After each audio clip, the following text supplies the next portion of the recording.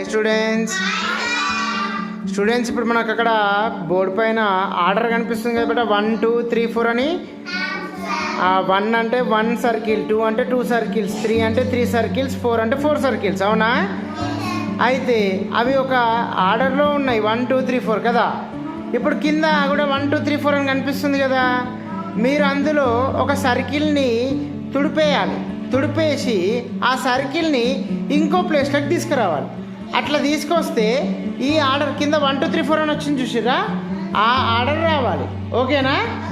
Right. ఒకళ్ళు రండి పెట్ట, అందులో నుంచి ఎవరు చేస్తారో చూద్దాం. Come first. రైట్, చేయి బిడ్డ. ఎట్లా చేస్తావు? అందులో ఒక సర్కిల్ తుడిపేసి కాదు అది కాదు, ఇంకా చూడు.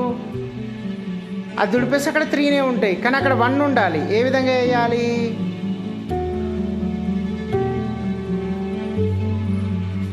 ఓ నో బేటా, నో. అక్కడ 2 3 ఉంటాయి, అది కూడా కాదు.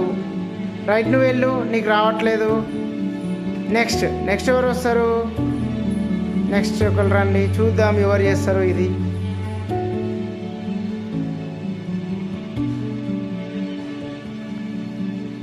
Wow, very good. అప్పుడు ఏమవుతుందిరా?